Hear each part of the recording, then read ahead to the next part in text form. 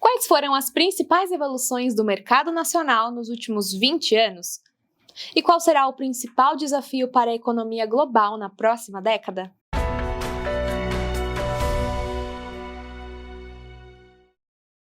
Olá, eu sou a Dani e estou aqui para apresentar o seu boletim de investimentos Visão Prévi do mês de outubro. Para o boletim desse mês, escolhemos falar sobre a evolução e desafios das economias brasileira e mundial. E para explicar melhor sobre esse tema, nosso convidado do mês é Ilan Goldfein, ex-presidente do Banco Central, atual presidente do Conselho de Credit Suisse e futuro diretor para o hemisfério ocidental do FMI. Seja muito bem-vindo, Ilan. Ilan, pelas nossas pesquisas, após o seu PhD, você passou mais 5 anos nos Estados Unidos e voltou para o Brasil exatamente no ano 2000. Nesses pouco mais de 20 anos por aqui, você teve a oportunidade de trabalhar em posições tanto no Banco Central como na iniciativa privada, que te fazem um privilegiado observador das evoluções da economia e do mercado financeiro brasileiro nesse período. Você poderia comentar, no seu ponto de vista, quais foram as principais evoluções do nosso mercado nessas últimas 2 décadas? Bom, muito obrigado, é uma honra estar aqui. De fato, desde que eu voltei dos Estados Unidos, fazem mais do que 20 anos, muita coisa mudou e muita coisa, infelizmente, não mudou. O que mudou, o mercado financeiro ficou mais sofisticado, nós passamos pela hiperinflação, nós acumulamos reservas internacionais, nós tivemos, eu diria, uma abertura financeira considerável, já não é mais visto como um crime você diversificar os investimentos, você manter recursos em outros países que não o Brasil. O brasileiro tende a ter um home bias, ou seja, ele tende a olhar o seu mundo muito mais focado no Brasil, o que é natural e comum ao resto do mundo. O que não é comum é que isso no Brasil é feito com uma intensidade maior. Então, os recursos, mais de 90%, 95% dos recursos de todo mundo se encontram no Brasil. Isso tem a ver, por um lado, no passado, com uma inflação, incerteza muito alta, que levou a uma estabilização, e por 2 décadas, essas mesmas décadas que você comentou, o juro real foi muito alto. Foi bem mais alto do que hoje, chegando a estar 10% real, lá até as 15%, foi caindo devagarzinho, devagarzinho, mantendo a poupança no Brasil, mantendo a poupança em real, chegando a um juro muito baixo mais recentemente. Agora a gente está voltando. Infelizmente, nós acabamos indo um pouco além do que deveria, e agora a gente está voltando, dado que a inflação voltou um pouco. Então, os juros voltam um pouco, a inflação volta um pouco. O que fica? Fica um mercado muito mais dinâmico, o mercado de capitais muito mais presente que não estava, isso veio já dos juros menores, mas também de algumas mudanças estruturais, a mudança na TJLP, que virou a TLP sem subsídio.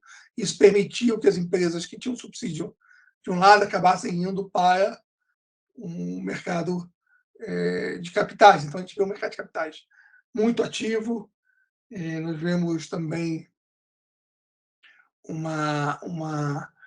novos entrantes, ou seja, por algum tempo nós sofremos o sistema bancário mais frágil, você teve que ter uma reforma bancária lá em 94, mudança nos bancos estaduais, nos bancos que tiveram que ser privatizados, você teve ProER, ProESP, a coisa se estabilizou, muito banco que teve que sair do Brasil, porque não teve a lucratividade ou a eficiência para ficar aqui, e isso acabou levando a que os sobreviventes ficassem, e hoje em dia, com base numa regulação mais amigável, nós temos muitos entrantes, muitos, às vezes até não bancos, participando do sistema, muitos bancos novos, bancos médios, cooperativas, e hoje você percebe o mercado financeiro com muita dinâmica, muita gente entrando, concorrências, não é só um banco ou outro, todo mundo trabalhando, se aperfeiçoando, oferecendo o que tem de melhor para os clientes. Então, também temos a previdência, nós vemos bastante avanço, a profissionalização. Então, isso tudo me deixa satisfeito que, nos últimos anos, teve bastante avanço. Vamos ter que trabalhar ainda, o Brasil ainda não está completamente organizado, temos a questão das contas públicas, temos a questão do crescimento, que não é um crescimento dinâmico, e temos as questões sociais que tem que se resolver. E acho que esses 3 pontos, o fiscal, o crescimento e o social, terão que ser resolvidas em simultâneo. Um grande desafio para o Brasil nos próximos anos. Obrigada, Ilan. E aproveitando essa oportunidade, parabéns pelo próximo passo em sua jornada, a posição de diretor para o hemisfério ocidental do FMI. Então, gostaríamos de te perguntar, qual o principal desafio para a economia global na próxima década? Seria a volta da inflação, o tamanho dos balanços dos bancos centrais e nível de juros, algum fator geopolítico? Olha, tem várias questões, eu acho que você mencionou muito bem essa questão da inflação global. Eu tenho a impressão que isso aqui é um desafio para o ano que vem já. Já está acontecendo hoje, para o ano que vem, então vamos ter juros mais altos, vamos sair dos juros muito baixos. Isso pode influenciar o Brasil e o resto do mundo. Então, eu diria que esse é o desafio de curto prazo. Agora, não é o desafio que eu considero o mais difícil. Acho que você mencionou geopolítica, mas eu diria que há muitos conflitos entre países, dentro dos países, no final via político, mas entre parcelas da população, muita gente apoiando uma determinada visão, outra apoiando outra visão, muita gente se sente prejudicado pela globalização, outros se sentem prejudicados pela outro lado querendo impor as suas vontades, cada um chamando o outro de muito radical. Então, a gente vê o mundo polarizado nos Estados Unidos, polarizado em vários lugares da Europa, polarizado no Brasil, vide eleição no ano que vem, polarizado aí entre a geopolítica que você mencionou, Estados Unidos contra a China. Então, eu diria que a gente conseguir viver nesse mundo onde todo mundo se comunica nas redes sociais, que cada um reforça a sua visão com o seu grupo, a gente chama com sua bolha, e poder conviver com a outra bolha, eu diria que são os desafios dos próximos 10 anos, 20 anos. Próximo ano, outro, economia. Juro vai subir, inflação vai subir, o dólar vai ficar mais forte, qual o impacto no Brasil e assim diante. Ilan, muito obrigada por sua participação aqui conosco nesse tema tão importante que tem impacto direto na rentabilidade dos perfis de investimentos. E por falar em rentabilidade, vamos ver como ficaram os seus rendimentos em outubro? Acompanhe! Sobre a rentabilidade de cada perfil, o superconservador obteve um resultado no mês de outubro de 0,49%. O retorno do conservador foi de menos 0,90%. Já no perfil de investimento moderado, a rentabilidade foi de menos 2,32%, enquanto a agressiva apresentou um retorno de menos 3,47%. O agressivo renda fixa a longo prazo obteve um retorno de menos 2,96% no mês.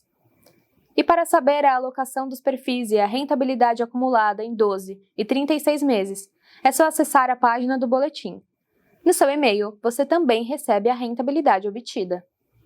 Agora vamos falar um pouco sobre como os cenários nacional e internacional refletiram nos seus investimentos. O Brasil vive um momento de incertezas devido às discussões sobre mudanças no regime de controle fiscal do governo federal e a inflação persistentemente elevada.